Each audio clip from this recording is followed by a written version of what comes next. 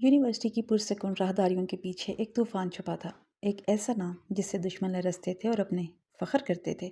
सुलेमान शाह। एक हाथ में कलम तो दूसरे में इंसाफ का तराजू। जब निज़ाम बिक चुका हो और इंसाफ सिर्फ किताबों तक महदूद रह जाए, तब खामोशी टूटती है और एक नई दास्तान जन्म लेती है। नॉवल्ज़ों में खुशामदीद। बढ़ते हैं अपने नावल की अगली किस्त की तरफ। तमाम स्टूडेंट्स प्लीज़ खामोश हो जाएं। स्टेज पर वही लड़का चढ़ा हुआ था जो हमेशा अलीज़ा और सनिया को छेड़ता रहता था। सब हैरान थे कि ये वहाँ क्या कर रहा है। उसके चेहरे पर हल्की हल्की खराशें, आँख के नीचे हल्का सा नीला निशान था और वो बार बार एक ही जुमला दोहरा रहा था। मैं सबके सामने एक बात कहना चाहता हूँ। मैं सबसे माफ़ी मांगना चाहता हूँ। आइंदा किसी लड़की को तंग नहीं करूँगा। प्लीज़ मुझे माफ़ कर दें। सनिया ने लीज़ा के कान में कहा। क्या तेरी भी गुनहगार आंखें वही देख रही हैं जो मैं देख रही हूँ? ये वही लड़का है ना? इसका मतलब ये सिर्फ हमें ही तंग नहीं करता था बल्कि और भी लड़कियों को तंग करता था। ये मौजूज़ा हुआ या किसी ने उसकी धुनाई कर दी है?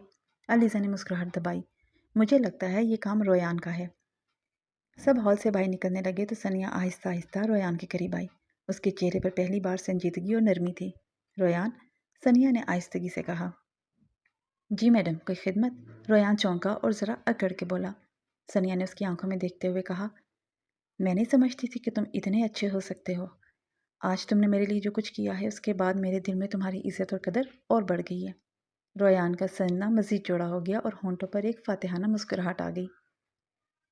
जोया ने फैसला कर लिया कि पहले चेक करे वो घर पर है या नहीं, इसके बाद कोई प्लान तरतीब दूँ। जोया दबे पाँव सीढ़ियाँ चढ़कर छत पर आई। वो दुश्मन जान तो पहले से छत पर बैठा मौसम का मज़ा ले रहा था। उसने कानों में हैंड्स फ्री लगा रखी थी। जोया अपनी तरफ से उसकी तवज्जो मबजूल कराना चाहती थी मगर वह जालिम तो देख ही नहीं रहा था। फिर उसने नहायत ही बचकाना हरकत करने का फ़ैसला किया। उसने ज़मीन से एक छोटा सा कंकर उठाया और फारिस का निशाना पक्का किया। वो कंकर जाकर फारिस के बाजू पर लगा। फारिस ने आहिस्ता से झुककर उसे उठाया और हाथ में घुमाते हुए जोया की छत की तरफ नजरें गाड़ दी। जोया, उसकी आवाज़ भारी और नाराज़ थी। जोया ने सर उठाकर देखा। मैं तो बस मजाक कर रही थी। फारिस का चेहरा मज़ीद सख्त हो गया। मजाक? ये आपके लिए मजाक है? किसी के सर या आंख पर लग जाता तो? जोया शर्मिंदा सी हो गई। आवाज़ में लर्जिश आ गई। मैंने सोचा छोटा सा पत्थर है, आपको बस तवज्जो दिलाना था। मैं आपसे बात करना चाहती थी। सॉरी, नाराज़ मत हो फारिस। जोया के दिल की धड़कन तेज़ हो गई। आज उसे हर सूरत अपने दिल की बात जो करनी थी। मैं आपको बहुत पसंद करती हूँ फारिस, आपसे शादी करना चाहती हूँ। वो बेशर्मी की सारी हदें पार करती हुई बोल रही थी। फारिस को अपने कानों पर यकीन नहीं आ रहा था। फारिस के चेहरे के तनाव बढ़ गया। उसकी आंखों में गुस्से से सुर्खी फैल गई। ला हौल वला कुव्वत। वो खुद को रिलैक्स कर रहा था। आप होश में हैं जोया? आपको अंदाज़ा भी है आपने क्या बकवास की है?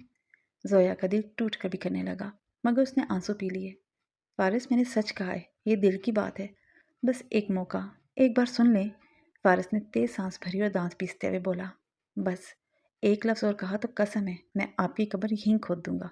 शर्म नहीं आती मुझसे ये बकवास करते हुए? मेरी नज़र में आप छोटी बहन जैसी थी। सुलेमान भाई की बहन ना होती ना तो इस वक्त ज़मीन में गाड़ देता, बेशर्म लड़की। जोया का दिल टुकड़े टुकड़े हो गया। मेरी इतनी तौहीन तो मत करें, मोहब्बत करना जुर्म तो नहीं। तौहीन? फारिस ने घुरा कर कहा। जो हरकत आपने की है वो इज़्ज़त है? छत पर आकर मर्दों को पत्थर मारना फिर मोहब्बत जताना, ये इज़्ज़त वाले काम हैं? वो गुस्से में फुनकारता हुआ चिल्ला गया था मगर जोया की दुनिया और दिमाग हिला गया था। जोया के कानों में उसके अल्फाज गूंज रहे थे। गिरी हुई हरकत, बहन समझकर। उसके वजूद में कपकपी दौड़ गई। आंखों के सामने अंधेरा छा गया। दिल जैसे सीने से बाहर आकर ज़मीन पर गिरने को था। इतनी तस्लील, इस कदर अहानत, मगर अभी तो बहुत कुछ बाकी था। आज जोया के लिए कोई बहुत ही मनहूस दिन था। वो अपना दिल थामे पलटी ही थी कि सामने खड़े वजूद को देखकर उसकी सांसें बिल्कुल थम गई थी। वो खतरनाक हद तक सफ़ेद पड़ चुकी थी। सामने खड़ा वजूद देखकर उसकी सांसें यकदम रुक गईं, जैसे पूरा बदन पत्थर का हो गया हो। अम्मा के हाथ में तस्बीह और चेहरे पर हैरत और सदमे के मिले जुले तासुरात थे। वो काफ़ी देर से नीचे जोया को आवाज़ें दे रही थी। जोया छत से कपड़े उतारने का बोलकर ऊपर आई थी मगर बहुत देर गुजरने के बाद जब जोया नीचे नहीं आई तो अम्मा का माथा ठनका। वो खुद ही उसे देखने चली आई। जोया, वो बस इतना ही बोल सकी। उनके लहजे में दुख, बेयकीनी, तासुफ सब शामिल था। जोया का शर्मिंदगी और निदामत से बुरा हाल था। जोया के कदम लड़खड़ाने लगे। अम्मा, अम्मा मैं तो बस। अम्मा ने सख्त लहजे में कहा। चुप रहो, ज़बान से एक लफ्ज़ भी मत निकालना। फ़ज़ा में सन्नाटा छा गया। जोया का दिल ज़ोर ज़ोर से धड़क रहा था। اسے لگا آج زمین پھٹ جائے اور وہ اس میں سما جائے۔ چل نیچے، منحوس ماری، شرمنائی ہمارے سر پر خاک ملاتے ہوئے زویا کا گلا خشک ہو گیا، آنکھوں سے آنسو بہنے لگے۔ اماں میں بس چپ۔ اماں نے ہاتھ اٹھا کر اشارہ کیا۔ زبان کھولی تو چھت پر ہمیشہ کے لیے گاڑ دوں گی۔ خاندان کی عزت کے ساتھ کھیلنے نکلی ہو؟ زویا، میں نے تجھے اپنی شفقت میں بڑا کیا اور آج میرا ہی سر جھکانے کا سامان کر رہی ہو۔ اماں نے سختی سے زویا کا بازو پکڑا اور گھسیٹتی ہوئی سیڑھیوں کی طرف لے گئی۔ زویا کا دل دہل رہا تھا۔ ایک طرف فارس کی باتوں کا زہر ابھی تک دل میں تیر کی طرح چبھ رہا تھا اور اب اماں کا غصہ۔ اسے لگا جیسے سانس لینا بھی مشکل ہو گیا ہے۔ محبت کی جگہ خوف نے لے لی تھی۔ فارس کے انکار اور طعنوں نے اس کا دل چھلنی کر دیا تھا، مگر اماں کی آنکھوں میں جو غصہ تھا وہ دل کو مزید دہلا رہا تھا۔ گھر پہ اس وقت کوئی بھی نہیں تھا اور وہ اسے اپنے کمرے میں لے جا کر بیڈ پر پٹک چکی تھی۔ دروازہ اندر سے بند کر دیا تھا۔ کچھ دیر پہلے کی ہوئی بے وقوفی اب ڈر، خوف اور پچھتاوے میں تبدیل ہو چکی تھی۔ تھوڑی دیر پہلے جو خود کو بہادر بناتے ہوئے ہمت دے رہی تھی، اب جی بھر کے شرمندہ ہو رہی تھی۔ دل چاہ رہا تھا کہ زمین پھٹ جائے اور وہ اس میں چھپ جائے۔ کیا کمی رہ گئی تھی تیری تربیت میں؟ بول زویا۔ اماں کی گرجدار آواز گونجی۔ زویا کے قدم کانپ گئے، زبان تو جیسے تالوں سے چپک کر رہ گئی۔ وہ بس ہچکیوں کے ساتھ روتی رہی۔ تجھے باپ بھائیوں کا خوف نہیں آیا؟ بول زویا۔ اماں کی آنکھوں میں خون اترا ہوا تھا۔ زویا ہچکیوں میں ڈوبی بس زمین کو گھورے جا رہی تھی۔ اس کے ہونٹ کپ کپا رہے تھے مگر آواز نکلنے کا نام ہی نہیں لے رہی تھی۔ زویا کے لب ہلے، دھیمی سی آواز نکلی۔ اماں، میں نے کچھ غلط نہیں کیا، میں تو بس… چپ۔ اماں نے غصے میں اس کی بات کاٹی۔ کب سے چل رہا ہے یہ سب؟ کیا تم ملتی دی ہے اسے چھت پر جا کر؟ زویا کے رونگٹے کھڑے ہو گئے۔ اس کے ہاتھ پسینے میں بھیگ گئے، آنکھوں سے آنسو بہہ نکلے۔ اماں نہیں، میں کبھی نہیں ملی، بس آج ہمت کر کے۔ اس کی زبان لڑکھڑا گئی۔ اماں، میں قسم کھاتی ہوں، یہ پہلی بار تھا، بس دل میں تھا سب، آج روک نہ پائی خود کو۔ اگر تیرے بھائیوں کو خبر ہوئی تو بس تیرا جنازہ ہی نکلے گا اس گھر سے۔ اماں کی دھمکی پر وہ ان کا ہاتھ پکڑ گئی۔ مجھے معاف کر دیں اماں، میں آئندہ نہیں کروں گی، میں بھٹک گئی تھی، بہک گئی تھی، میں نے خود کو اپنی نظروں میں گرا لیا ہے۔